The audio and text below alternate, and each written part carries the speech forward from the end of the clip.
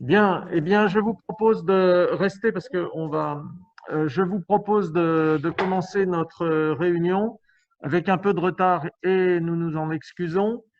Je voudrais remercier l'ensemble des participants présents, mais également et surtout nos intervenants de ce jour qui vont développer le sujet que nous avons retenu pour ce temps d'échange.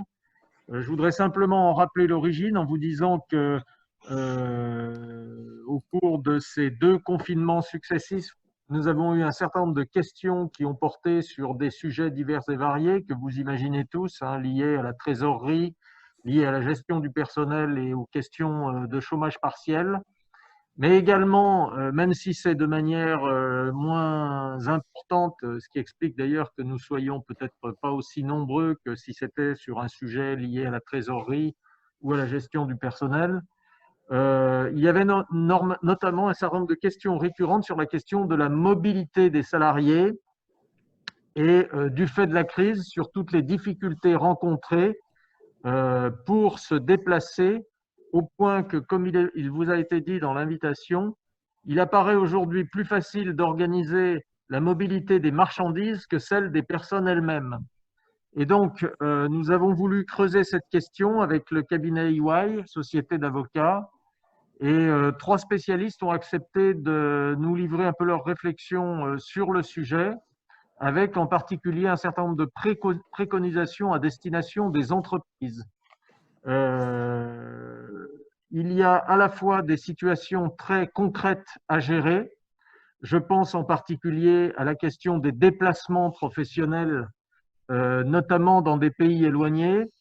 Je pense également à la question de la gestion des salariés expatriés et de leur raison d'être lorsqu'ils n'ont plus, pour des raisons liées à la crise, la possibilité d'exercer leur activité. Et je pense également à des questions plus complexes que nos intervenants viendront éclairer, liées en particulier au statut social et également aux aspects fiscaux de la situation de certains dirigeants, collaborateurs et entreprises elles-mêmes. Donc, pour traiter de notre sujet ce matin et sans plus tarder, je vais successivement donner la parole à nos intervenants que je remercie une nouvelle fois, en commençant par Claire Cochet, qui est directrice de mission senior immigration et protection sociale au sein de EY Société d'avocats. Puis nous poursuivrons avec Isabelle Bourquin et nous terminerons sur les aspects de fiscalité avec Franck Berger, avocat associé au sein de, encore une fois, EY Société d'avocats. Ce que je vous propose, c'est de réserver les questions pour la fin de nos échanges et je vais demander à nos intervenants de bien vouloir faire l'exercice d'être le plus pratique possible en abordant des situations qui résultent du constat qu'ils ont pu faire au regard des questions posées par leurs clients de façon à essayer d'être les plus opérationnels possibles. Et enfin, je voudrais rappeler la possibilité de poser des questions. Nous réserverons donc les questions pour la fin, mais vous avez la possibilité, grâce au chat, de poser vos questions de façon à ce qu'au fur et à mesure de la conversation, nous puissions intégrer vos questions et tenter d'y répondre. N'hésitez pas également, et je pense en particulier à Didier qui participe à cette réunion ce matin, n'hésitez pas également à nous livrer votre témoignage. Alors, je ne sais pas si les participants ont la possibilité de parler. Normalement, oui, on les a. Voilà. Donc, comme vous avez tous été autorisés à parler et que nous ne sommes pas un nombre invraisemblable, je vous invite, vous qui êtes participants, à ne pas hésiter soit à utiliser le chat, soit à poser vos questions directement, mais en attendant la fin des trois présentations qui vont vous être faites. Donc, sans plus attendre, et dans l'ordre d'entrée en scène, si je puis dire, je donne donc la parole à Claire Cochet, qui est directrice de mission senior mobilité internationale, pour évoquer avec nous les questions en particulier d'immigration dans ce contexte très particulier de la crise sanitaire. Donc Claire, si vous voulez bien commencer votre présentation, et si j'étais scolaire, je vous dirais vous avez 10 minutes. Bon, merci. Bonjour à tous. L'altération des déplacements engendrés par l'épidémie du Covid-19 soulève de nombreuses interrogations au regard de la mobilité des salariés avec l'immigration, de la couverture de protection sociale, de la fiscalité et des enjeux au niveau de la société. Je vais commencer donc par les enjeux au regard de l'immigration. La caméra est désactivée, non, c'est parfait. Pour vous faire à peu près quels sont les enjeux au regard de cette crise sanitaire, au niveau des restrictions des déplacements, des longueurs de procédures, quelles sont les restrictions au voyage d'affaires, quels sont les risques pour mon salarié de ne pas pouvoir retourner dans son pays dans lequel il exerçait son activité parce qu'il est rentré pendant les congés dans son lieu d'origine familiale, quels sont les impacts au regard des délais de délivrance tant au consulat qu'en préfecture pour obtenir les titres de séjour, les visas en adéquation. Et certains pays ont-ils fermé leurs frontières à cause de la crise? Et qu'est-ce que ça engendre au quotidien et au regard opérationnel pour vous, employeurs, quand vous avez une exigence opérationnelle et la mobilité physique des salariés qui s'en trouvent entachés? Donc, on va rentrer tout de suite sur l'immigration au regard. Alors, il y a 3 pans différents. Alors, d'abord, au niveau de la France, on se situe pour les salariés étrangers qui se trouvent en France.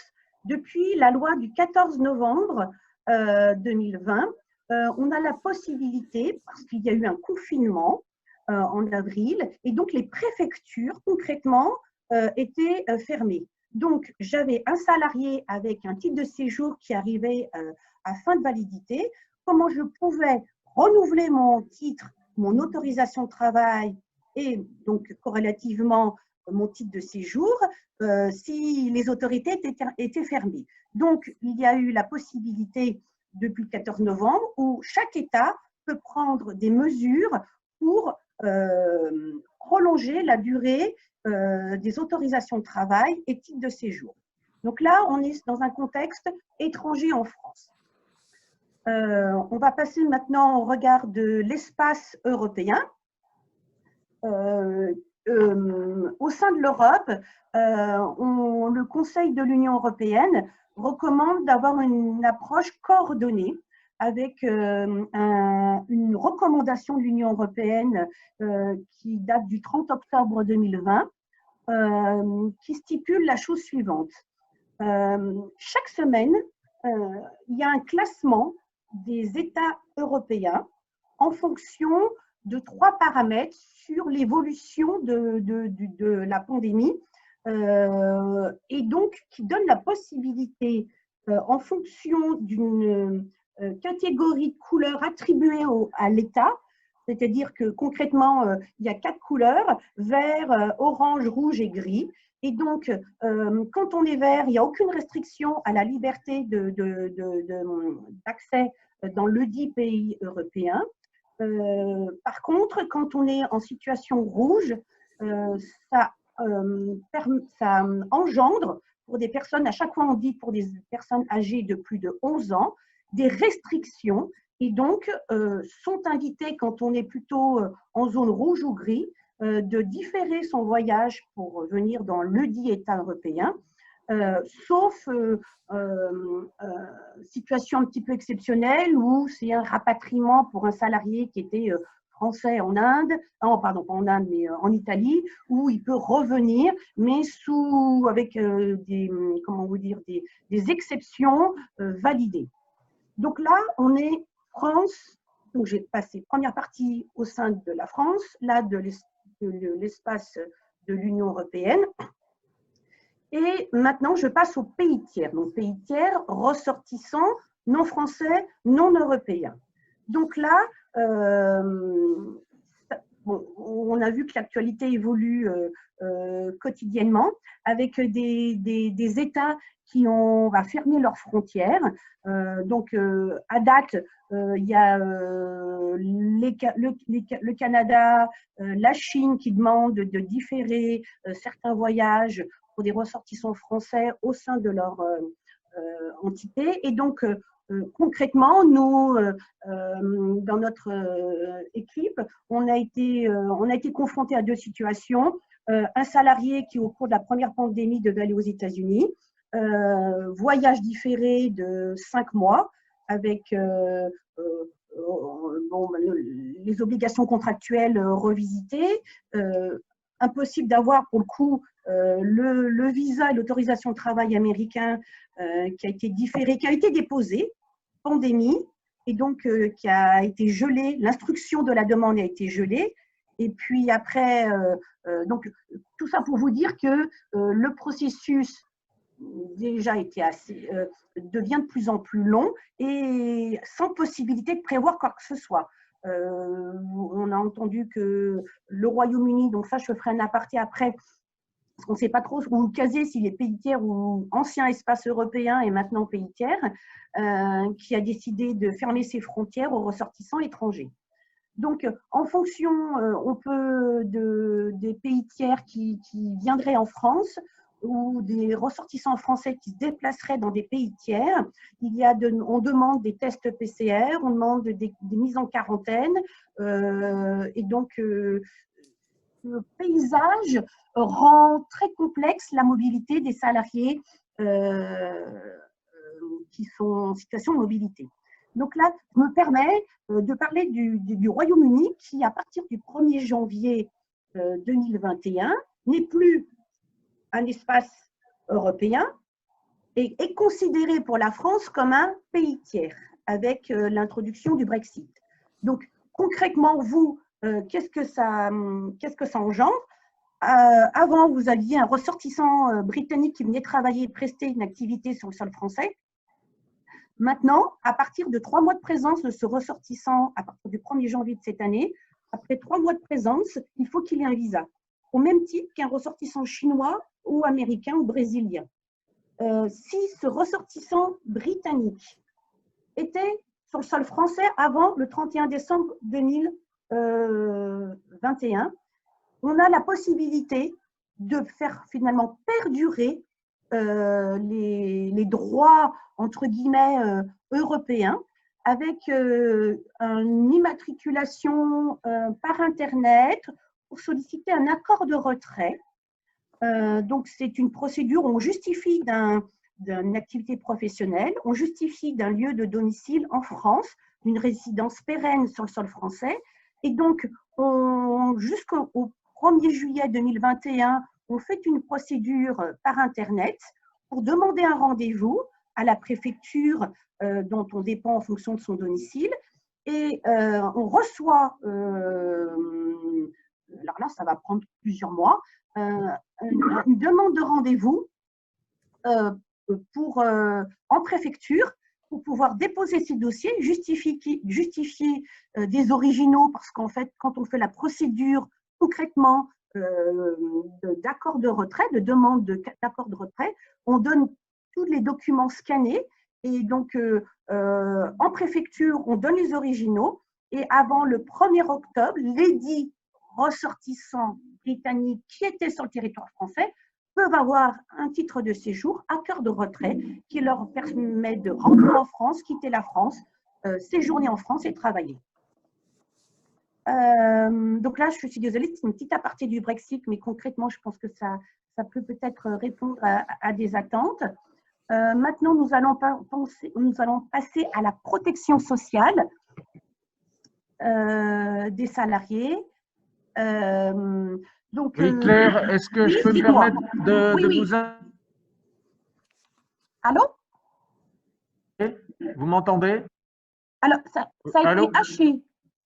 Je me permettais de vous interrompre parce que je voulais savoir si vous étiez confronté de la part de vos clients à des questions très pratiques de déplacement d'un pays à...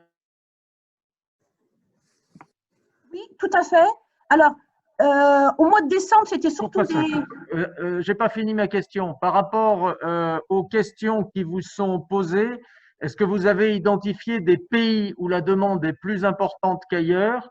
Et surtout, est-ce que vous avez des pistes de solutions à proposer aux chefs d'entreprise qui ont besoin de se déplacer dans certains pays à l'étranger? Je pense notamment à l'Asie, la Chine. Et quelles réponses concrètes est-ce que vous leur apportez? Alors, les pays dans lesquels on a été le plus sollicité au mois de décembre, c'était le Royaume-Uni, pour des ressortissants britanniques qui ont une activité avec un début de contrat de travail en France en janvier, ou des ressortissants français qui allaient au Royaume-Uni. Donc ça, c'était, j'ai envie de dire, c'était lié au Brexit. Et puis au niveau des pays, nous avons géré un transfert vers la Chine qui a été décalé faute d'instruction de la demande. Et malheureusement, on ne peut pas, quand il y a fermeture des frontières, des restrictions, j'ai envie de dire physiques, moi j'ai un peu intercédé sur un consulat de France à Londres, mais on est obligé d'être, comment vous dire, on n'a pas d'autre choix que d'écouter la position du consulat français dans le dit pays étranger. Donc, dans le cas d'espèce, vous me demandez pour la Chine. Voilà, avec Alexandra, on a un dossier. Et donc, comment aider? Malheureusement, on ne peut pas aller au-delà pour la France, du Code de l'étranger et du séjour et du droit d'asile. Il y a des restrictions et les contourner. Alors après, bien évidemment, le ressortissant étranger ou français qui devait aller à l'étranger peut travailler depuis son domicile sans déplacement physique. Donc là, voilà, ça engendre plus une problématique liée à des prix de transfert avec Franck Berger, avec Alexandra sur l'imposition et puis encadrer contractuellement au niveau du droit du travail cette prestation exercée depuis son domicile au lieu du pays d'accueil, faute de permis de séjour ou de permis de travail. Merci pour cette. Didier, est-ce que vous voulez prendre la parole pour témoigner sur la base de votre propre expérience? Oui, j'ai bien entendu ce que vous disiez à l'instant, Maître. Le problème auquel j'aimerais éventuellement avoir une réponse. Didier, est-ce que vous pouvez en 2 mots simplement pour contextualiser, rappeler votre entreprise et son activité? Voilà, nous sommes une société Condat. Nous travaillons sur un certain nombre de territoires à l'étranger. Nous avons surtout des filiales industrielles à l'étranger. Et par conséquent, on aimerait pouvoir faire en sorte que nos salariés habituels, tous les dirigeants, à commencer par moi-même, on puisse éventuellement revisiter ces filiales. Actuellement, depuis le mois de mars, on n'a pas eu la possibilité de visiter physiquement, en particulier sur la Chine, la filiale industrielle que nous avons. La question pour moi, est simple. Est-ce qu'il existe sur le plan juridique une possibilité d'avoir, entre guillemets, une forme de passe-droit à partir du moment où on est actionnaire à 100% d'une société filiale de droit chinois et que la personne qui en est le président peut avoir, entre guillemets, une forme de visa, je dis visa pour utiliser un terme clair, pour pouvoir se déplacer et se rendre dans cette société. C'est la même chose pour le Brésil et c'est la même chose pour les États-Unis. Donc, on est confronté à 3 problématiques exactement de même nature. Avoir au moins le dirigeant, si ce n'est ensuite un directeur général ou un président du directoire qui puisse se rendre sur place pour vérifier ce qui se passe réellement. Évidemment, on travaille actuellement en visioconférence pour tous les sujets courants, mais nous avons entre autres des investissements qui sont en cours en Chine et on aimerait bien voir, au-delà des images qu'on nous envoie, la possibilité d'avoir physiquement ce qui se passe sur place. Alors, moi, la possibilité de vous répondre, c'est si c'est impérieux avec, je comprends que vous souhaitez, c'est pour la pérennité de la société et étant président de l'entité, donc, une des solutions, ce serait de contacter le consulat de Chine, respectivement France, États-Unis, Chine, Brésil et États-Unis en France, pour savoir si vous pouvez, à titre exceptionnel et impérieuse, vous déplacer en business trip, donc en voyage d'affaires de façon courte, pour pouvoir, j'ai envie de dire, pérenniser les activités respectivement dans les États. D'accord. Enfin, ces démarches-là, on a déjà regardé, effectivement. De toute façon, ça reste encore très compliqué, malgré tout, surtout les périodes de quarantaine qui sont imposées pour certains de ces pays à l'arrivée. On est bloqué, oui, et ça dépend, 7 à 4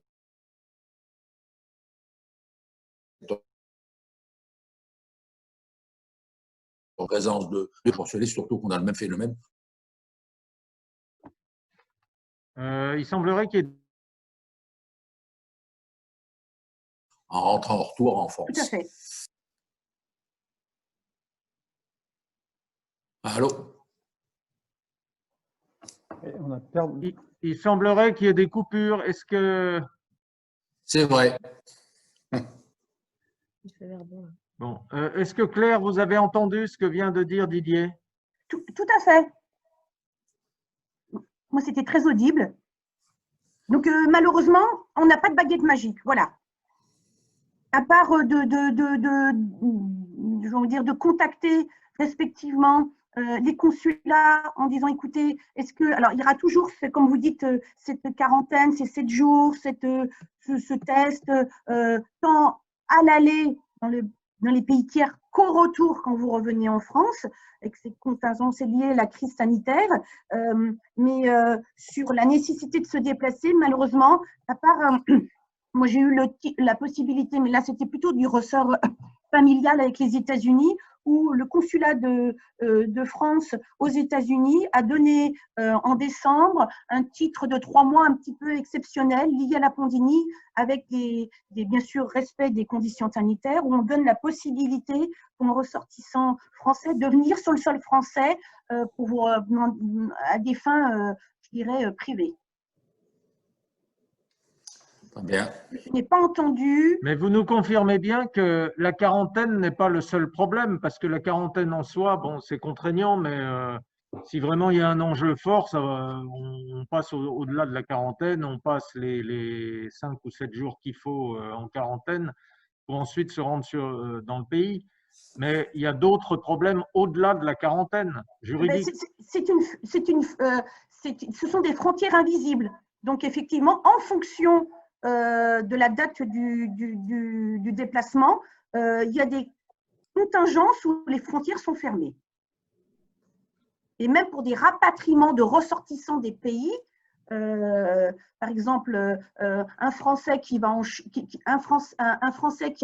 en Chine actuellement, qui veut revenir, eux seront toujours prioritaires, mais on est obligé de respecter, je dirais, l'évolution et des conditions sanitaires.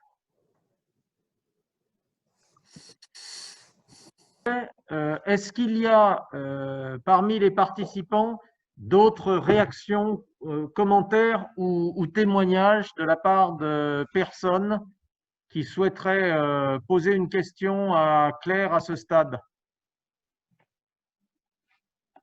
Ou est-ce qu'on aborde tout de suite les enjeux de protection sociale?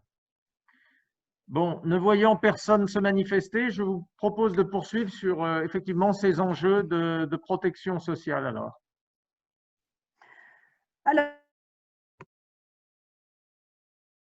dans 10 pays où si le salarié est bloqué dans un état faute de pouvoir se déplacer et qu'il est obligé de télédéclarer, finalement, de travailler depuis son domicile, ou la protection sociale, en fonction si on se trouve dans une situation européenne, en fait, en termes de protection sociale et de mobilité des salariés, il y a 3 situations, 3 cas, 3 classifications possibles. Je suis dans l'Union européenne. la France a signé un accord de sécurité sociale avec le dit pays, ou je n'ai pas d'accord de sécurité sociale avec la France. Donc, c'est 3 cas d'espèce.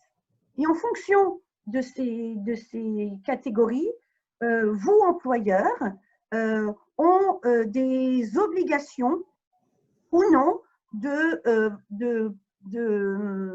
valider le fait que la personne travaille en France ou à l'étranger en fonction de l'impossibilité de se déplacer et d'une pérennité finalement d'activité professionnelle dans un endroit alors qu'au départ c'était dans un autre pays. Vous avez, vous, employeur, vous devez identifier chaque cas d'espèce en fonction de ces 3 catégories. Donc, on va prendre au sein de l'Union européenne, transfert France-Italie ou Espagne, France.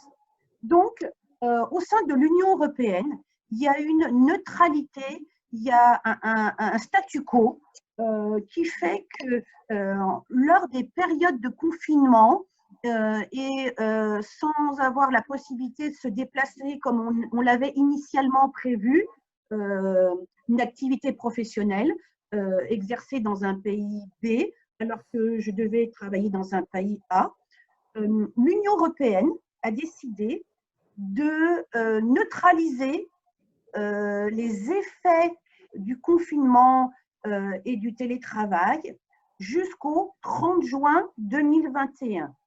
Et donc, concrètement, un Français qui aurait dû travailler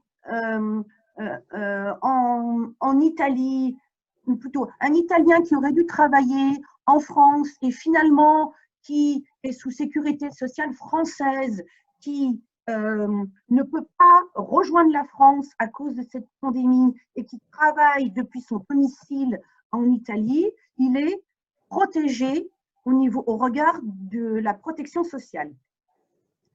Quand on est en dehors de l'Union européenne, donc ma seconde catégorie, mais que j'ai signé, que la France a signé un accord de réciprocité au regard de la protection sociale, il n'y a pas de changement. C'est-à-dire que je ne peux pas me déplacer dans le pays d'activité professionnelle.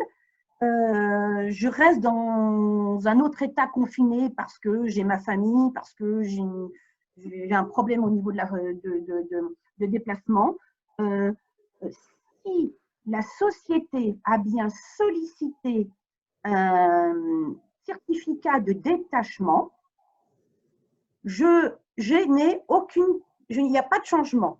Qu'est-ce qu'un certificat de détachement? C'est-à-dire qu'en vertu d'un principe de territorialité, je travaille, je paye mes cotisations de sécurité sociale là où je travaille. L'exception à ce dispositif, c'est je demande un certificat de détachement pour rester sous ma sécurité sociale dans mon pays d'origine parce que je fais un détachement temporaire dans un pays avec accord ou au sein de l'Union européenne. Et donc, ça me permet de maintenir mes droits à la législation de mon pays d'origine pendant que je travaille et que je preste une activité professionnelle de courte période, jusqu'à 5 ans dans l'Union européenne ou avec les États-Unis ou en fonction des accords. Et donc, si l'employeur a bien ce certificat de détachement avec un pays avec lequel la France a signé un accord de sécurité sociale, il n'y a pas de changement. Par contre, si j'accueille un salarié d'un pays tiers, on va dire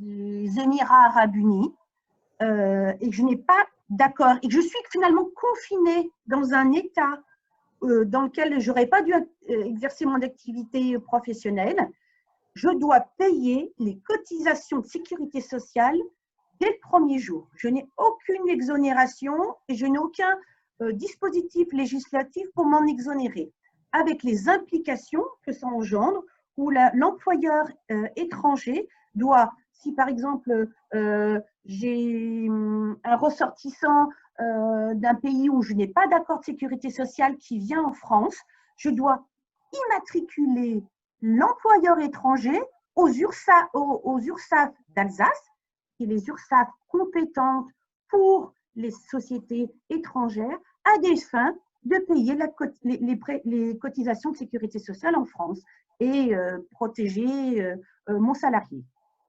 Donc, je résume, je suis dans l'Union européenne, je ne peux pas me déplacer parce que j'ai un problème au regard de l'immigration, donc finalement, rien ne change jusqu'au 1er juillet 2021. La France a signé un accord de protection sociale avec un État. Je ne peux plus, je suis bloquée. Si j'ai bien un certificat de détachement valide, on ne change rien. Par contre… Une petite question, simplement pour la sémantique. Le certificat de détachement, c'est autre chose que le certificat d'assujettissement dont il est fait mention dans votre slide. C'est deux choses distinctes, parce que vous parlez obtention d'un certificat d'assujettissement. C'est la même chose.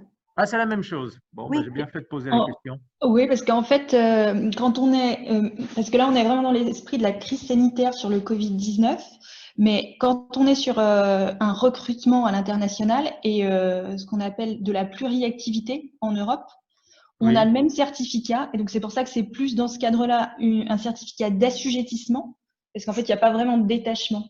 C'est juste pour ça, mais ça reste en fait le même document. Merci de la précision. Et puis la troisième situation, c'est lorsque l'État n'est pas lié avec la France, avec un accord de sécurité sociale. Et dans ce cas de figure, les cotisations sont dues dès le premier jour. Et on ne peut pas se couvrir avec la pandémie. Et donc, peut-être pour illustrer notre propos, on a eu le cas de un salarié français sous contrat américain, contrat local US, qui est venu se confiner en France et donc a opéré un télétravail pendant le confinement. Donc, dans ce schéma-là, effectivement, l'employeur américain peut demander à être couvert par ce certificat d'assujettissement pour éviter tout risque. Et on a eu un autre cas où, par contre, c'était également un contrat US, mais c'était un recrutement. Et le salarié était bloqué en France au moment où il a basculé d'un contrat dans un autre pays pour aller aux États-Unis. Et là, par contre, ça pose une vraie difficulté puisqu'il n'y a pas possibilité d'obtenir ce certificat d'assujettissement. Et donc, ça pose la question de la couverture sociale du salarié sur cette période intercalaire, puisque finalement, s'il lui arrive quelque chose, est-ce qu'il va être couvert? C'est aussi un des points. Et, donc là, on était dans les trois cas d'espèces dont je viens de parler.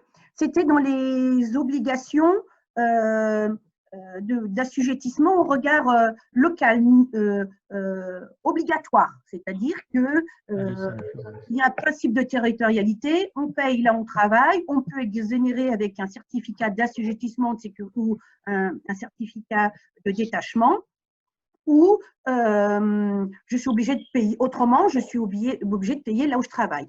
Il y a la possibilité aussi, et je pense que les auditeurs qui sont présents à ce webinaire le connaissent, c'est la possibilité de s'affilier au regard non obligatoire, qui, je ne sais pas si autour de la table vous connaissez, donc c'est la Caisse française des étrangers, où c'est une couverture que l'on crée volontaire et qui donne la possibilité où, par exemple, moi, on me demande de partir en Tunisie et donc je demande quand même à mon employeur EY d'avoir au moins au regard de la retraite la même protection. Donc, c'est finalement, on recrée de façon une protection volontaire à la Caisse de Français des étrangers, comme si on était finalement resté en France. Et la CFE, pour des salariés en situation de mobilité au niveau de cette pandémie, s'est adaptée pour des affiliations. Par contre, si vous avez un salarié étranger qui est venu, qui est sous donc, cette protection sociale volontaire, Caisse française de l'étranger, est venu en France. On peut, on peut venir dans des voyages de courte période en France, mais on ne sera plus couvert, ça c'était avant la pandémie, si on restait plus d'1 mois en France. Maintenant, la CFE, la Caisse française de l'étranger, a essayé de s'adapter à cette pandémie qui donne la possibilité où je suis sous sécurité sociale volontaire, je dépends de la CFE, je reviens en France et finalement je suis bloquée en France, je peux rester jusqu'à 6 mois sans perdre ma protection sociale. Par contre, vous, employeur, si vous vous retrouvez dans le cadre d'un salarié sous CFE qui reste en France plus de 6 mois, il faut le notifier à la CFE, donc il y a une démarche de votre part à faire pour faire perdurer les droits entre guillemets de cotisation volontaire de votre salarié. Alors j'espère que je ne parle pas chinois et que j'ai pu vous transmettre au regard de l'immigration et de la protection sociale les réflexes à avoir. Si vous avez des questions, je vais peut-être regarder le chat pour savoir.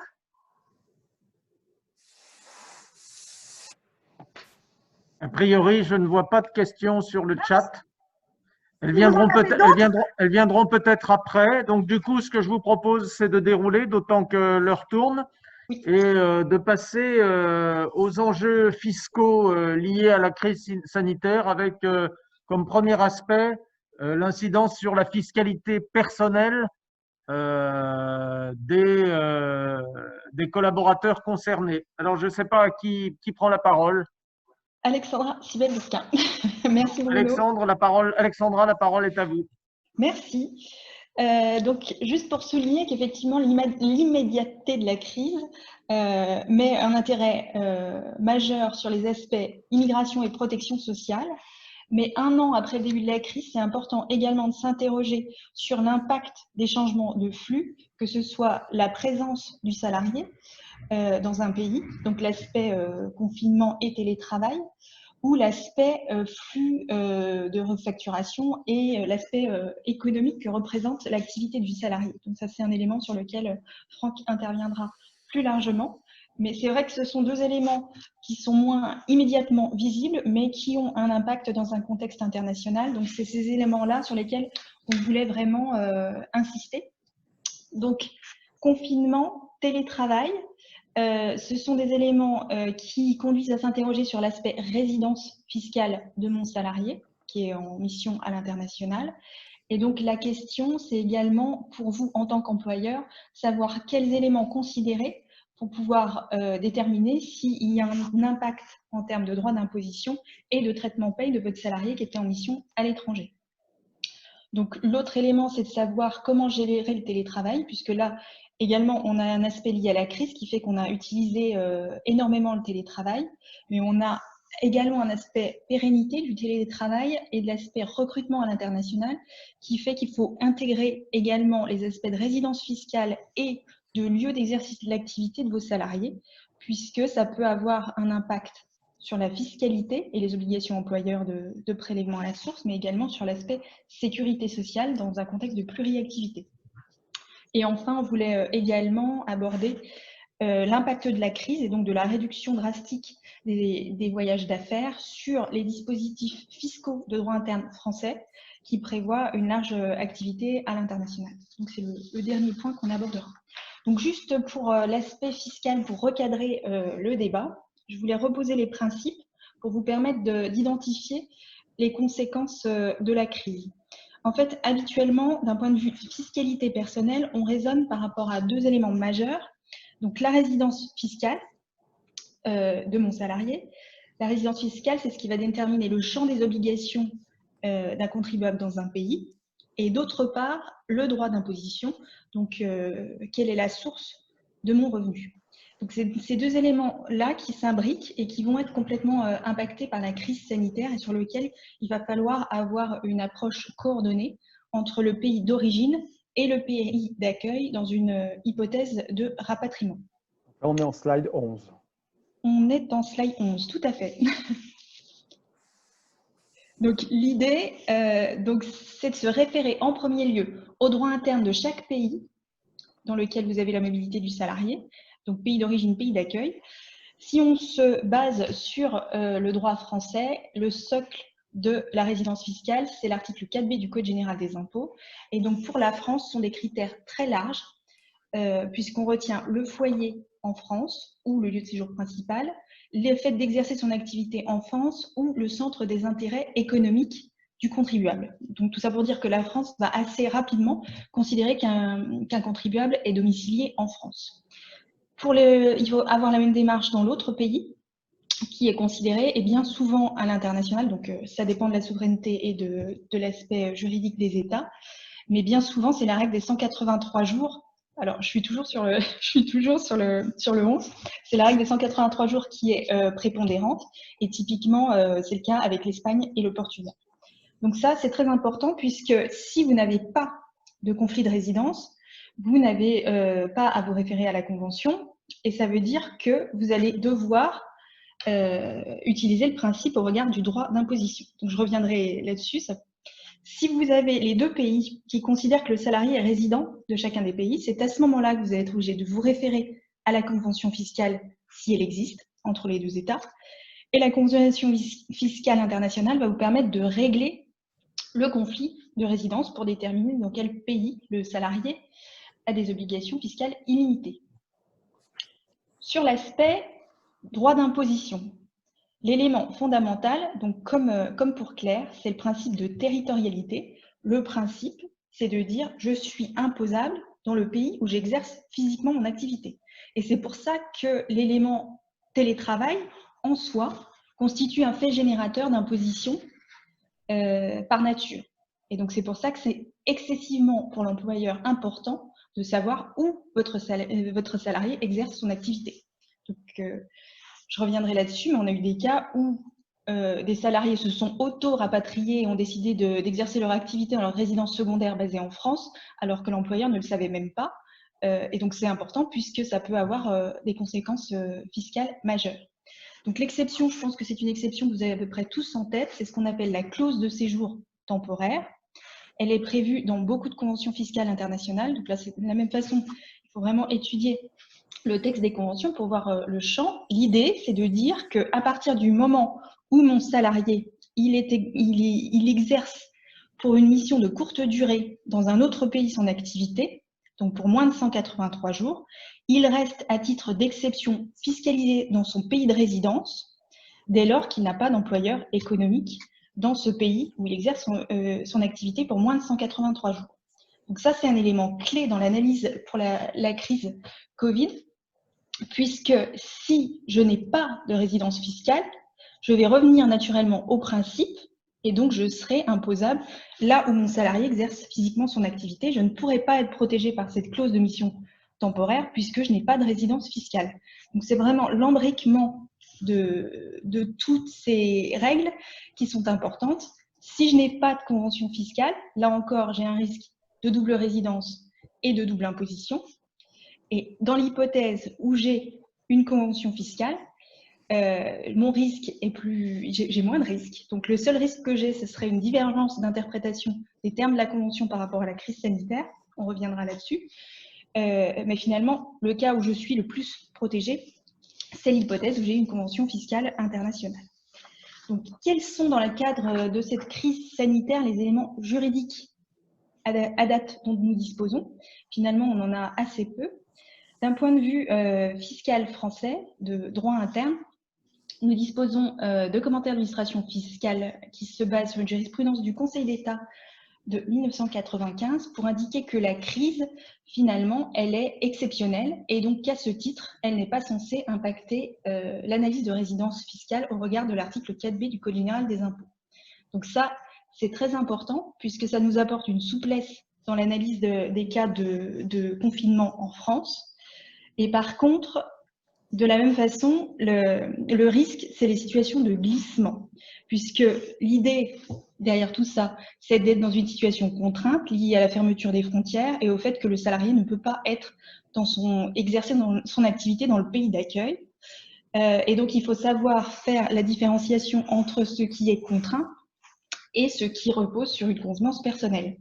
Donc là-dessus, on a eu le cas cet été d'un salarié qui était en principe, qui aurait dû exercer son activité aux États-Unis. Et donc, en fait, on a vu tous nos salariés français en mission aux États-Unis repartir en juin-juillet, sauf que lui, il est resté. Et donc, c'est vrai que typiquement, là, on a un glissement de la situation sur un rapatriement qui, au départ, était contraint et qui, finalement, finit par être une convenance personnelle. Donc là, forcément, l'administration fiscale sera moins sujette à la tolérance là-dessus. Et l'autre élément clé et fondamental, c'est qu'on a eu beaucoup de cas où le salarié était rapatrié avec sa famille, mais finalement, pour finir sa mission, il est reparti seul. Et là, de la même façon, on va avoir également une différence d'analyse parce que la situation sur la résidence va changer. D'un point de vue international, dès le départ de la crise, en fait, on a eu les commentaires de l'OCDE publiés le 3 avril 2020 qui encourage les États à avoir une approche de neutralité de la crise. Et par contre, la difficulté, c'est que la crise, elle se prolonge dans le temps et qu'au-delà de 183 jours, la tendance majoritaire, c'est de dire qu'il convient d'appliquer les principes conventionnels, donc de se référer à ce qui existe quand il y a une convention fiscale en place.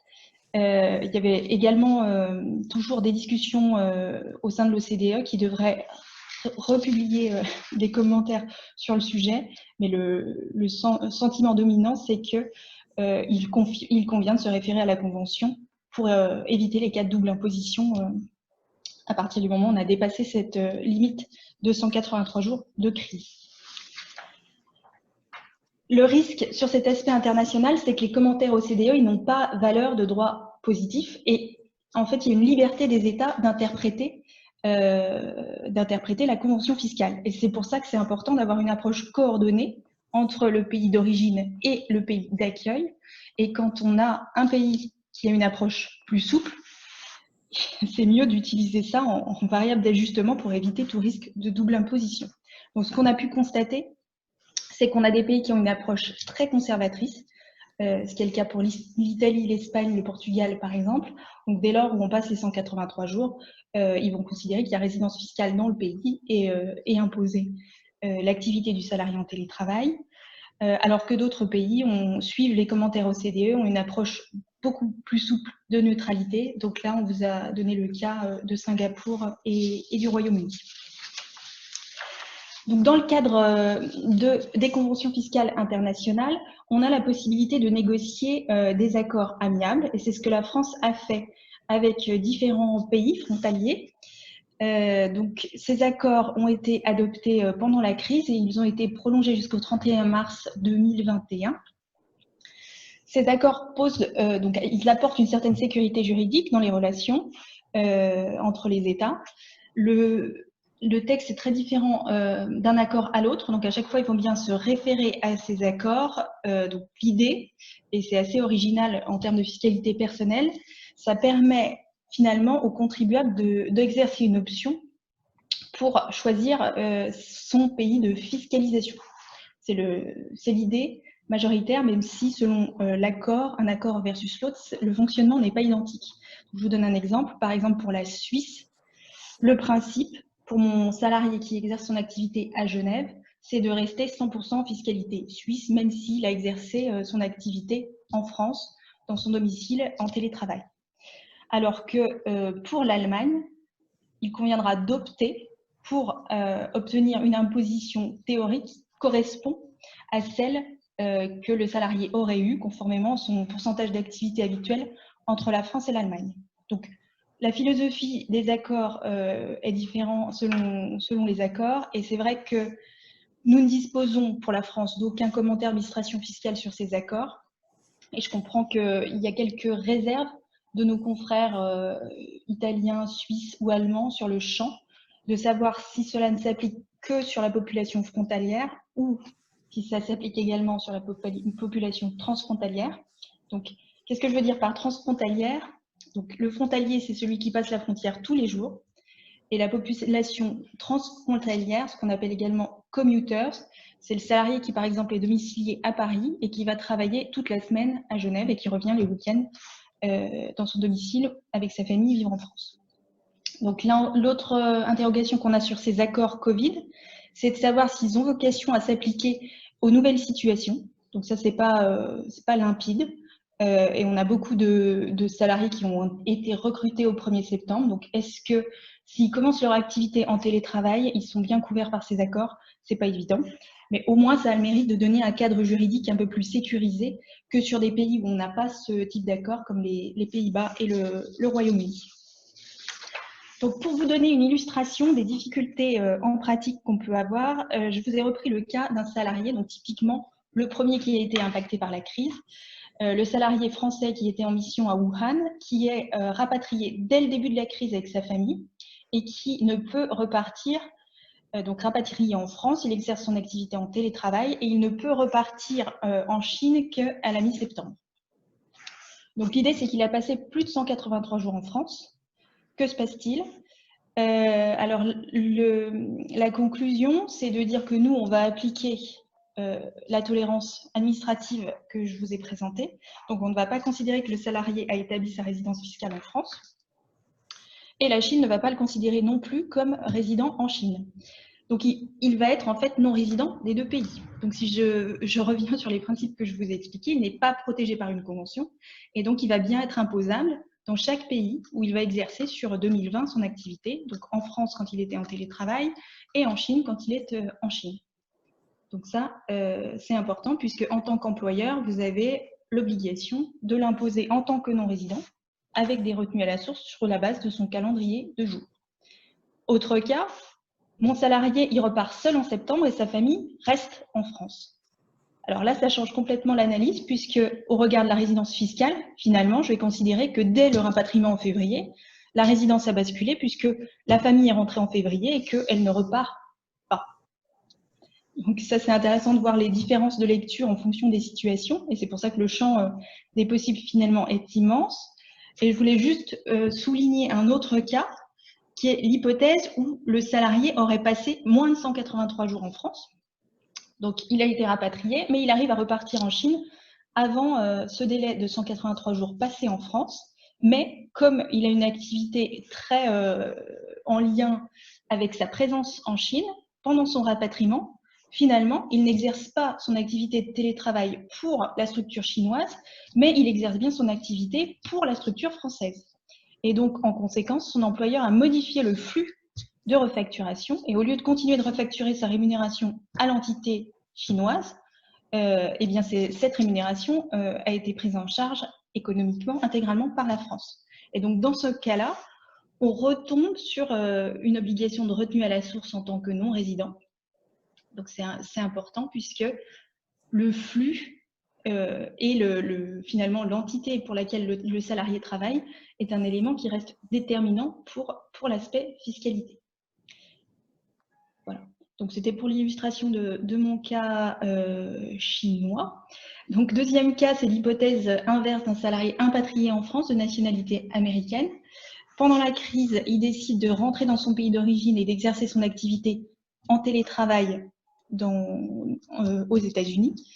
Alors, d'un point de vue résidence fiscale côté français, on va là encore appliquer la tolérance administrative. Donc, on considère que la résidence fiscale ne change pas du fait de la crise. Donc, maintien de résidence fiscale. Et par contre, comme ce salarié est de nationalité américaine, dès lors qu'il exerce physiquement son activité aux États-Unis, il va déclencher un fait générateur d'imposition. Donc, ça va avoir un impact parce que, en théorie, vous auriez dû modifier son traitement paye dès le moment où il exerçait son activité en France. Si vous ne l'avez pas fait, c'est un élément qui sera corrigé dans sa déclaration annuelle d'impôt sur le revenu et il obtiendra, côté français, un remboursement du prélèvement à la source qu'il a subi. Mais donc, c'était juste pour vous donner un panel de tous les cas qu'on peut avoir, mais c'est vrai que ces cas sont très vastes.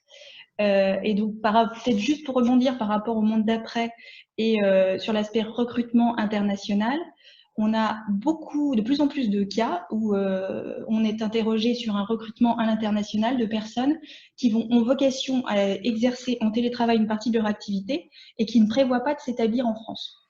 Donc là, ça pose une interrogation sur l'aspect protection sociale. Si le salarié a plus de 25% d'activité en télétravail dans son pays de résidence, et de la même façon, sur l'aspect fiscalité, il y a une obligation fiscale parce qu'il sera fiscalisé sur les jours de télétravail dans son pays de résidence. Donc, bien garder en tête que si vous êtes sur un recrutement international, il y a des questions qui se posent sur l'aspect fiscalité personnelle, protection sociale, mais également sur le risque établissement stable que Franck évoquera. Donc, dernier volet, c'était l'impact sur les dispositifs de fiscalité personnelle français. Donc là, je vais aller assez vite. On a des dispositifs français, donc certains déterminés par l'article 81A d'exonération totale ou partielle en lien avec des jours travaillés hors de France. Et donc un régime des impatriés qui a un volet d'exonération également lié à l'activité hors de France. Donc la question, c'est de savoir comment ces dispositifs seront traités. À date, aucun commentaire administratif sur ces sujets, mais comme ce sont des dispositifs dont l'objectif est de prendre en compte les sujétions liées à l'activité à l'international, s'il n'y a pas d'activité à l'international, par définition, on perd le régime où l'avantage fiscal est significativement réduit. Donc la question qui se pose, c'est de savoir comment vous l'avez traité ou pas en paye, et comment est-ce que vous souhaitez le compenser ou réfléchir à des solutions autres sur ce type de dispositif. Donc, je vous ai illustré ça par deux cas. Donc, le premier, c'est celui de l'article 81A de la prospection commerciale. Donc, je suis sur un commercial qui a une zone Europe, qui a beaucoup de jours travaillés hors France habituellement. Donc, la limite qui est prévue par le texte, c'est 120 jours hors France. Là, à cause des restrictions, des confinements et des fermetures de frontières, il a perdu un bon nombre de jours hors France, ce qui fait qu'il ne peut pas bénéficier du régime. Donc, la question, c'est de savoir si, comme il a quand même eu quelques jours d'activité hors France, vous souhaitez le faire basculer de ce dispositif d'exonération totale sur un dispositif d'exonération partielle, qui est le dispositif de la prime d'expatriation. Est-ce que vous considérez finalement que c'est un élément qui est de la fiscalité personnelle du salarié qui ne rentre pas dans votre champ d'appréciation, ou est-ce que c'est un élément qui aura un impact direct sur son aide à garantir que vous voulez considérer? Donc ça, c'est un sujet. Et de la même façon, si l'exonération était traitée en paye, c'est a priori une interrogation que vous devez avoir sur le mois de décembre pour savoir si vous réintégriez dans son aide fiscale toute la part de rémunération qui est habituellement exonérée. Donc ça pose des vrais sujets puisque ou il a été immédiatement confronté à la perte au regard du salaire net disponible, ou c'est un élément auquel il sera confronté lors de l'émission de l'avis d'imposition en septembre. Donc l'autre cas, c'est le cas de l'impatrié qui bénéficie du régime de faveur des impatriés. De la même façon, baisse des jours, ça équivaut à une augmentation du net imposable et à une perte en termes de net dans la poche pour le salarié. Donc c'est exactement la même réflexion sur le fait de savoir si vous, en tant qu'employeur, c'est un élément que vous souhaitez prendre en compte. À minima, peut-être communiquer si l'exonération est traitée en paye et qu'il a vocation à avoir une régularisation lors de l'aspect déclaratif, ou si vous considérez que c'est un élément qui est propre à la fiscalité personnelle du salarié, que du coup, vous n'avez pas vocation d'influer là-dessus. Mais c'est vrai que si le traitement paye a été maintenu comme habituellement, c'est vraiment un sujet sur lequel il faudra communiquer pour expliquer aux salariés comment retraiter et réintégrer le net imposable dans la déclaration annuelle. Voilà, j'ai essayé de faire vite pour que Franck puisse vous apporter l'éclairage sur l'aspect fiscalité corporate tax. Je ne sais pas si vous avez des questions, mais c'est vrai que le champ des cas pratiques est très très large. Chaque donnée est importante et c'est très important d'avoir une approche en lien pays d'origine et pays d'accueil, puisque si vous êtes sur un pays qui est très restrictif, il n'est pas évident que vous arriverez à récupérer le prélèvement à la source si votre salarié il est imposable dans son pays d'origine. Donc, il faut vraiment se poser la question de est-ce que je vais pouvoir récupérer le prélèvement à la source et comment corriger ce qui est intervenu si je veux avoir une approche conforme. Alors, je ne sais pas si, Monsieur Vernet, vous voulez faire un commentaire entre les deux présentations, la fiscalité personnelle et la fiscalité des entreprises. Donner l'opportunité à vos participants de poser des questions ou pas. Alors, on ne vous entend pas. Si vous parlez, vous êtes en mute. Je ne vois pas de questions apparaître. Donc, ce que je vous propose, c'est de poursuivre la présentation et puis on réserve éventuellement les questions pour la fin et on concentrera tout à ce moment-là. Merci, avec plaisir. Donc, bonjour à tout le monde. Je vais enchaîner sur les aspects corporate, donc impôt sur les sociétés. Et à entendre Claire et Alexandra, je me rends compte que finalement, la fiscalité corporate est d'une certaine manière peut-être plus simple ou plus lisible. Enfin, je ne sais pas quel sentiment vous aurez après la présentation que je vais vous faire, mais je trouve que les explications qui ont été données jusqu'à présent montrent que c'est vraiment du cas par cas et qu'il faut gérer personne par personne, situation par situation, avec de nombreux intervenants et on doit composer avec des autorités qui imposent leur vue. Alors, sur la fiscalité corporate, on a aussi des autorités réglementaires qui ont des points de vue pas nécessairement convergents avec ceux des entreprises. Pour autant, l'analyse est peut-être un petit peu plus facile, ou en tout cas le cadre technique est un peu plus fixe en ce qu'il s'agit simplement de se prononcer sur l'impôt sur les sociétés au sein d'un groupe, entre l'arbitrage se faisant entre l'imposition dans le pays d'origine versus l'imposition dans le pays d'arrivée. Tout à l'heure, un des intervenants parlait de filiales qu'il avait en Chine.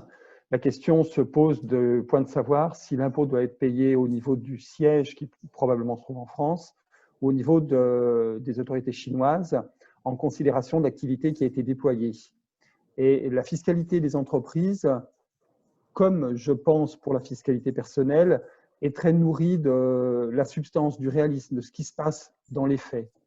Et dans la mesure où la crise actuelle entraîne une immobilité, puisqu'on parle de mobilité, mais actuellement on est tous confrontés à la même situation d'être bloqués chez soi, et la présentation qu'on fait en webcast actuellement en est l'illustration, on est immobile. Et quelles sont les conséquences de cette immobilité en termes de fiscalité corporate? C'est le sujet qu'on va essayer d'aborder maintenant, avec un cadre qui vous est donné dans la slide suivante, la slide 19, qui illustre cette slide, les difficultés auxquelles on est confronté.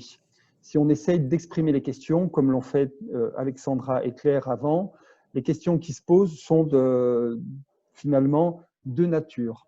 On a des questions en termes de localisation et des questions en termes de prix de transfert, de quantum.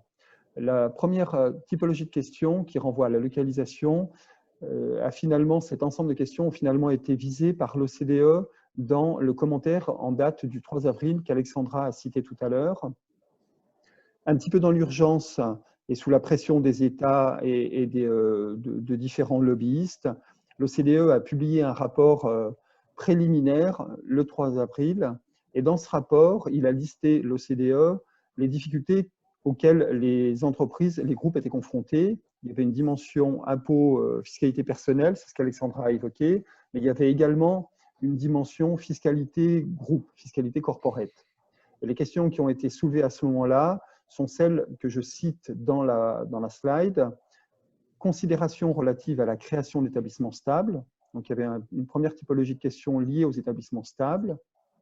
Puis, il y avait une seconde batterie de questions qui était liée, elle, aux inquiétudes relatives à la résidence d'une entreprise, ce qui renvoie au siège de direction effective. Donc, l'OCDE a indiqué, au travers des réponses qui ont été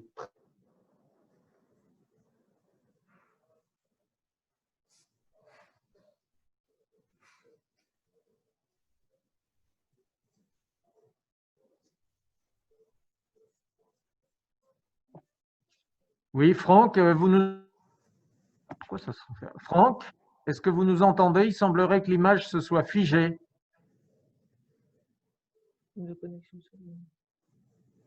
Alors, c'est un problème de connexion, visiblement.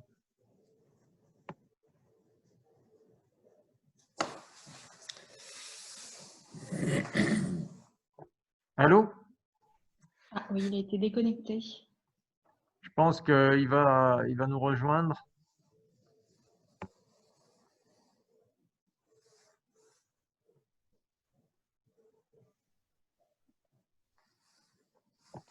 Ouais, alors je suis désolé, je ne sais pas si vous m'avez perdu. En tout cas, moi, je vous ai perdu quelque temps. Oui, suis on vraiment vous a désolé. perdu, donc Ok. n'hésitez pas à reprendre. Donc, excusez-moi. Donc, je vous disais que l'OCDE avait exprimé les questions qu'il fallait adresser du point de vue de l'OCDE, à savoir le lieu d'imposition.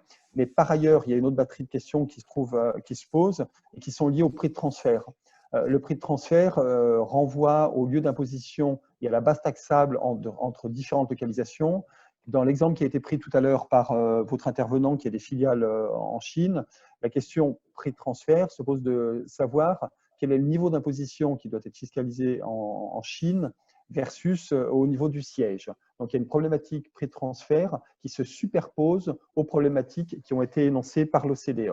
Donc, les questions qui se posent pour les groupes, c'est où doit-on être taxé? Et ça renvoie aux problématiques d'établissement stable et de siège de direction effectif. Et sur quel quantum? Et ça renvoie à la problématique des prix de transfert.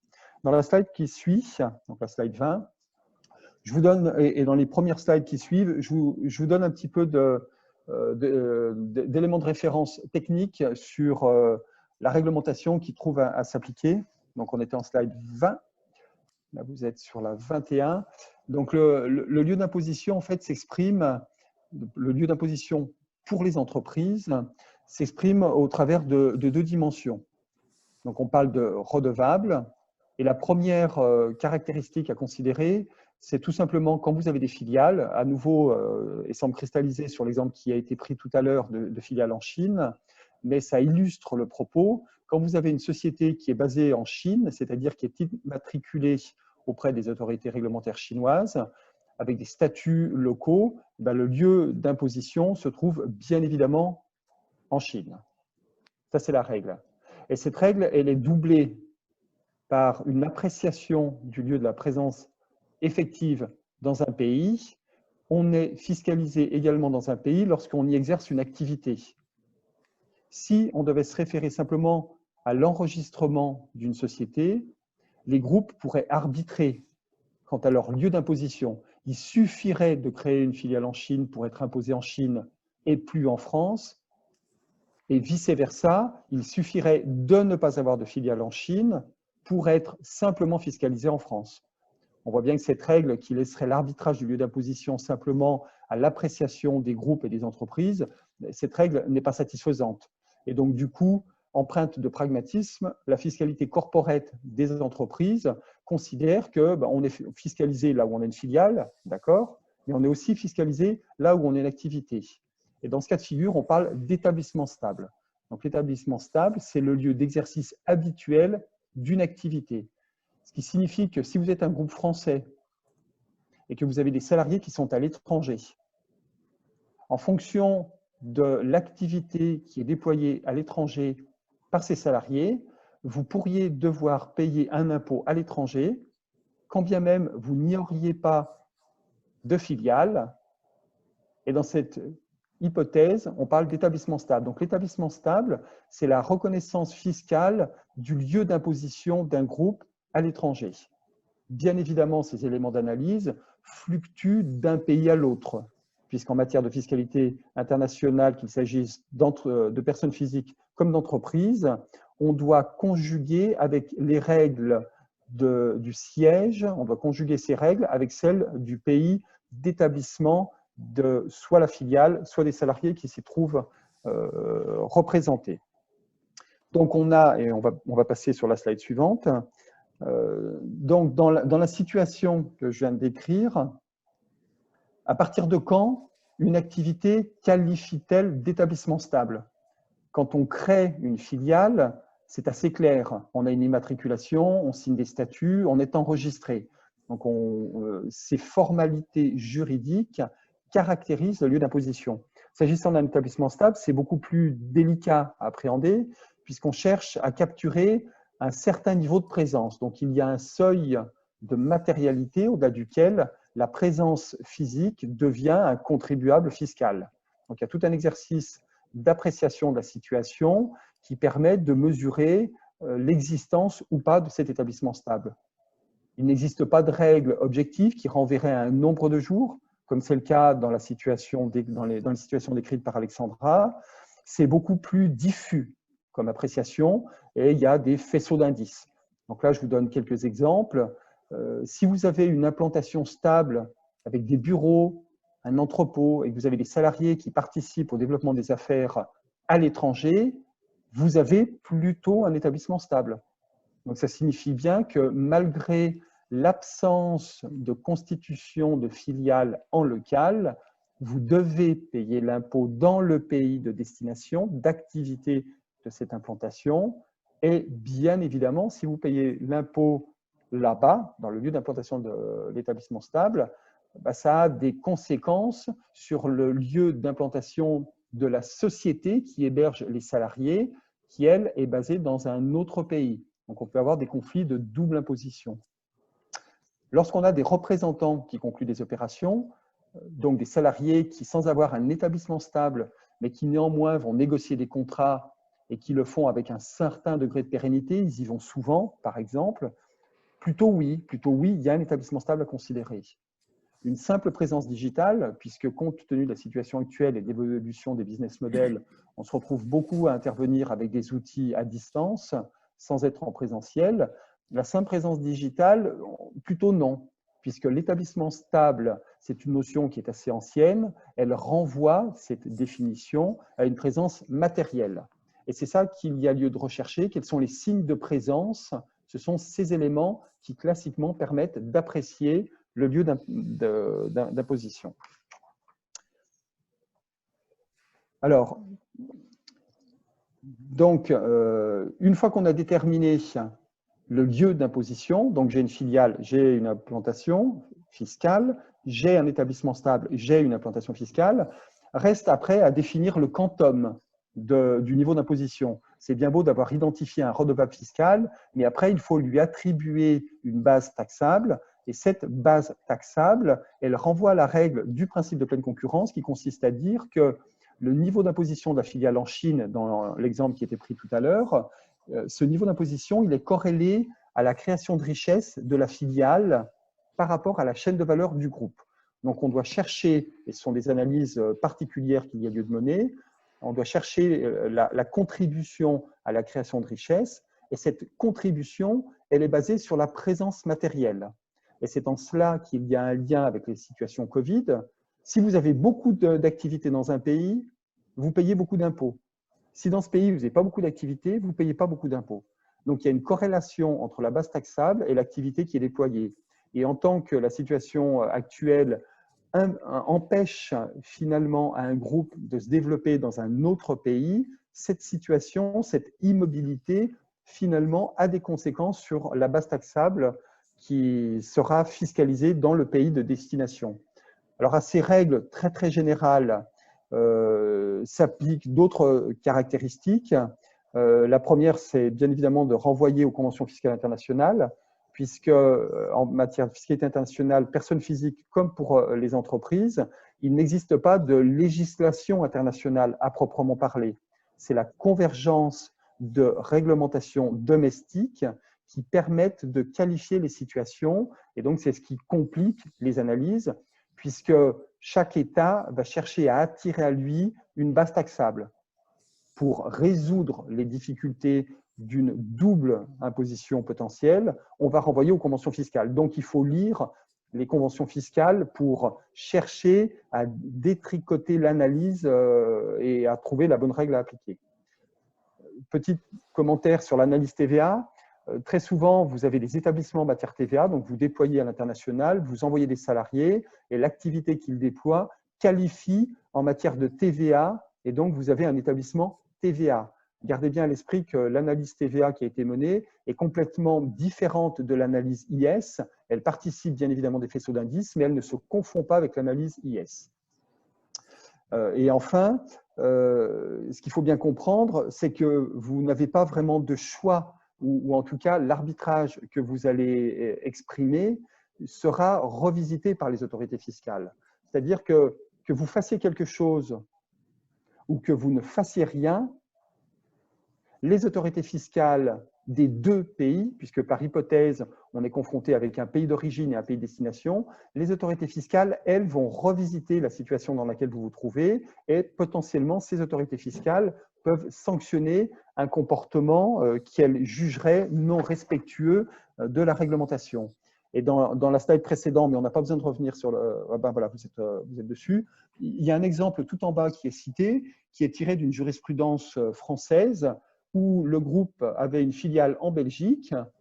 Le groupe, je ne vais pas rentrer dans le détail technique, ça n'apporte pas d'intérêt particulier de rentrer dans le détail technique, mais le groupe avait une filiale en Belgique, il a imposé les résultats en Belgique et le fisc français a dit, mais compte tenu de l'absence de présence physique en Belgique, je considère, moi, fisc français, que l'imposition ne devait pas avoir lieu en Belgique, mais devait avoir lieu en France. Donc, il y a des conséquences très concrètes en liaison avec la situation auquel les groupes sont confrontés. Donc, on peut passer à l'exemple suivant, à la slide suivante. Franck, si vous permettez, je me permets juste de vous interrompre pour attirer votre attention sur le fait que notre webinaire était prévu de se terminer dans 5 minutes. Donc, si vous pouvez contracter la partie des évolutions concernant les considérations techniques. Merci. Pas de problème. Merci à vous. Donc, une fois que je vous ai énoncé ces rappels, à nouveau, je l'ai dit en 3 secondes, le siège d'une implantation d'une filiale conditionne le lieu d'imposition. Un établissement stable génère une imposition également. Et enfin, le niveau d'activité qui est déployé en local conditionne le quantum de la base taxable. Donc ça, ce sont des règles, les règles traditionnelles. Et ces règles, elles sont en pleine évolution aujourd'hui. Donc je ne vais pas développer chacun des points qui sont listés ici. Mais on est dans une situation de Covid qui est très exceptionnelle et qui conditionne des analyses très particulières.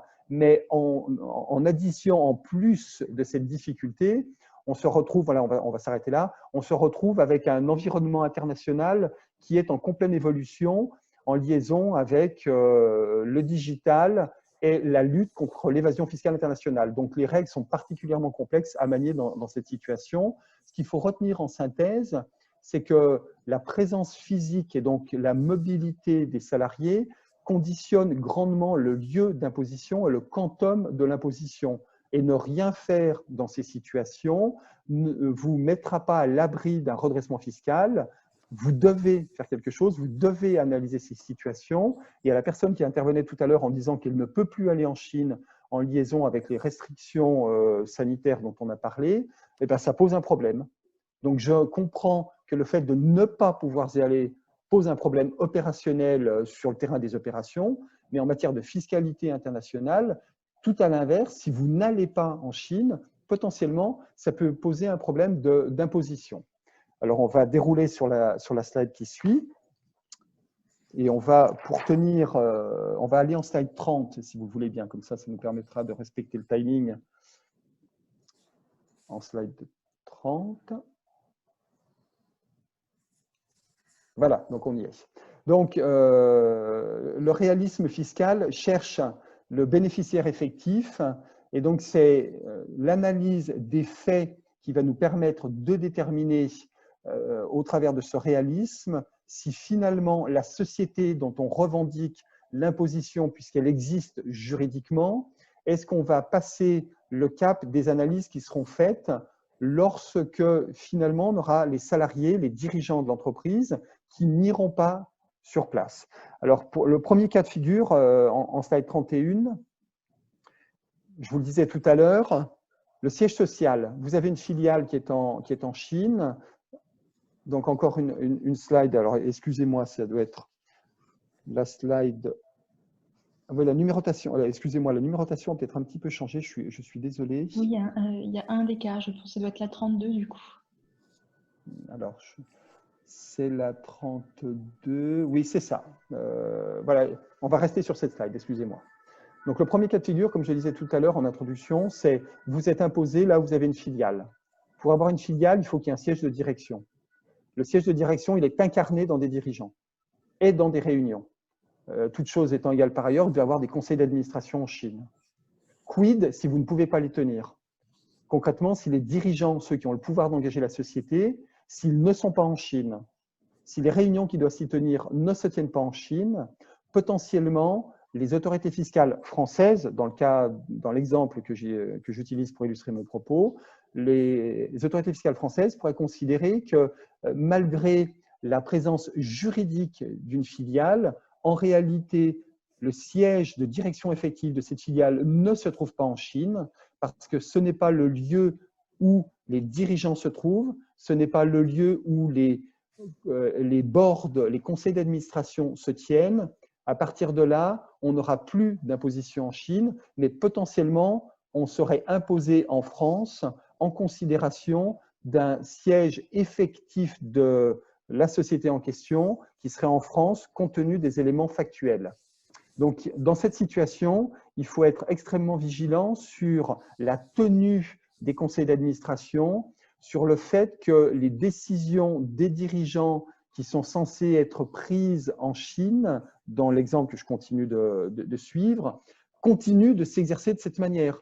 Faute de quoi, si on n'a pas en Chine les dirigeants, si on n'a pas en Chine les réunions des différents boards qui incarnent la gouvernance de la filiale chinoise, on ne pourra plus revendiquer un lieu d'implantation en Chine et on se retrouvera fiscalisé en France par l'effet d'une reconsidération du siège social de la filiale, et ce, nonobstant l'enregistrement juridique auprès d'un organisme compétent en Chine.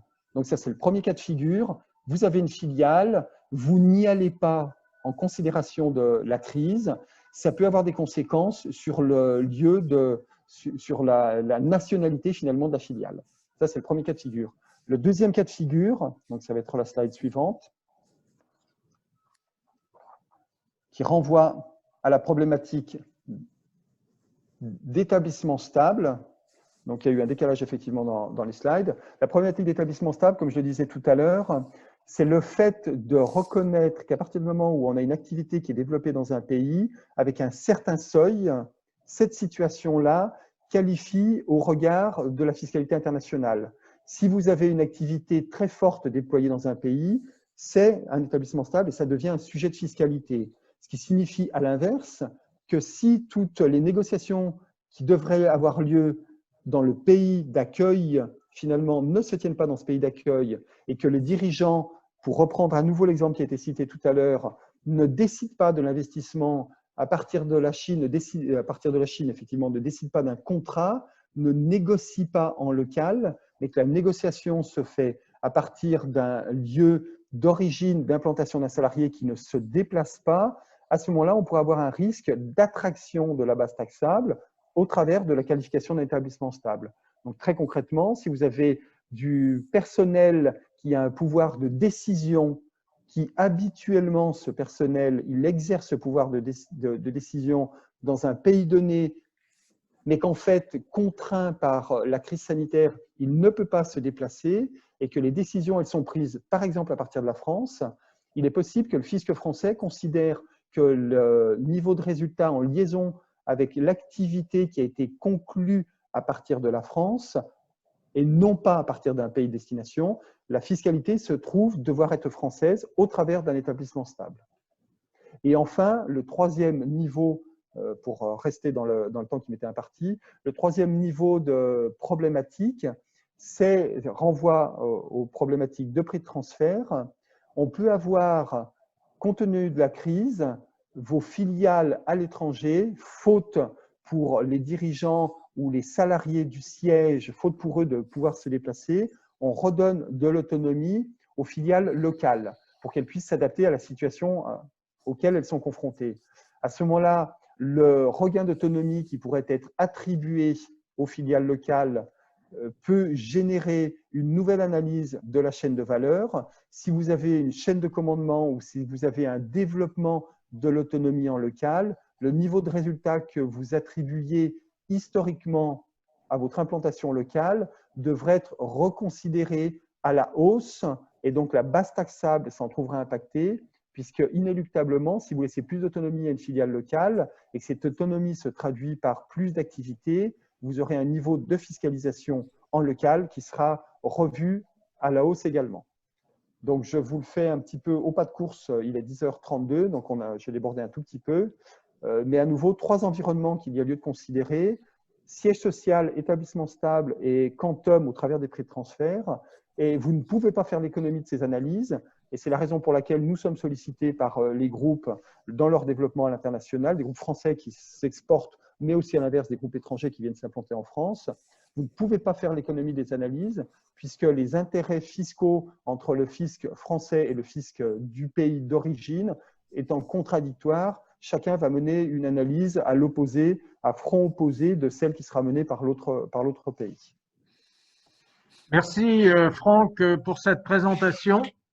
Merci aussi pour la concision de la fin de votre exposé. Je m'en excuse, mais effectivement, on était un peu tenu par le temps. Avant de redonner la parole aux participants, je retiendrai de votre intervention le principe du réalisme fiscal. Et je ne suis pas certain que tous les dirigeants aient conscience que le fait, par exemple, d'avoir tenu leur réunion en France à défaut de pouvoir se rendre dans le pays où est implantée leur filiale, puisse avoir toutes les conséquences que vous avez énoncées.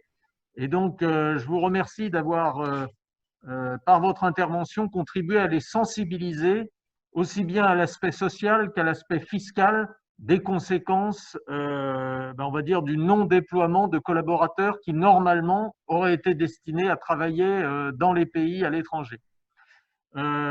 Au-delà de votre présentation, je voudrais maintenant me retourner vers nos participants pour savoir si on aurait cette fois-ci plus de questions que ce que l'on a eu jusqu'à présent. A priori, dans le chat, il n'y en a pas, mais est-ce que tel ou tel des participants souhaite s'exprimer? Si c'est le cas, qu'il n'hésite pas à prendre la parole. Je ne sais pas si Didier est toujours là, par exemple. Oui, oui. Didier, au regard de ce qui vous a été présenté, est-ce que vous aviez conscience de toutes les conséquences, je dirais, générées par les effets de la crise, notamment sociales et fiscales, au-delà du simple fait de ne pas pouvoir être mobile géographiquement?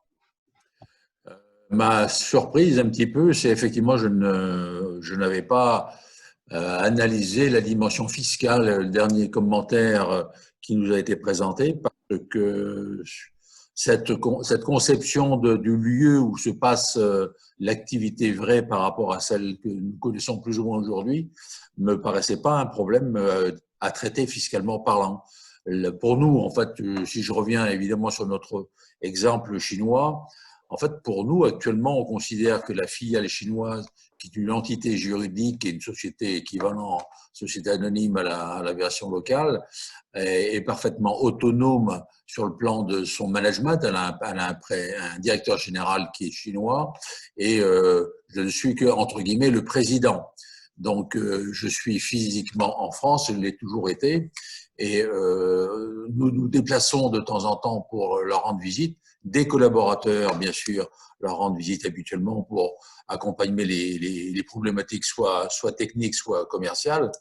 Mais aujourd'hui, effectivement, on n'a pas ce déplacement des Européens vers la Chine, mais il n'en demeure pas moins que la problématique de savoir si nous sommes sur la frontière entre savoir si fiscalement on peut être menacé d'avoir une dérive du fait que nous restons en France, par conséquent, ne se déplaçant pas sur place, l'administration française pourrait avoir la tentation d'attirer la fiscalité de ce qui se passe en Chine sur la France. Mais actuellement, très objectivement, sur le plan purement monétaire, l'imposition qu'on a en Chine est quasiment équivalente à celle qu'on a en France. Elle est de l'ordre de 33% ou 32%. Le rapatriement des dividendes est aussi avec un prélèvement à la source de 10% sur place et ensuite ça vient directement sur le territoire français. Ces facteurs-là, je ne vois pas pour le moment de novation particulière. On a une filiale à Hong Kong qui nous sert aussi de passage entre une de nos filiales commerciales en Chine, à la différence de l'industriel, et qui est donc l'actionnaire principal de la société commerciale chinoise qui est stationnée à Hong Kong et qui, elle, a des avantages fiscaux de transfert et de rapatriement des dividendes, puisqu'on n'a qu'un prélèvement de 5% et non pas de 10%. Et la filiale entre Hong Kong et la France n'a pas de prélèvement, en l'occurrence, par les accords qui existent sur le plan fiscal. Donc, pour revenir à mon commentaire, je pense que c'est un point qu'on va quand même regarder parce que on n'est pas à l'abri qu'il y ait des astucieux membres du fisc français qui cherchent à savoir comment nous avons géré la relation avec notre filiale pendant ce temps-là. Mais on pourrait dire que ça pourrait être la même chose avec le Brésil, mais c'est aussi une société anonyme en Chine, au Brésil, pardon, et qui a son autonomie complète de management, de direction, avec un directeur général local.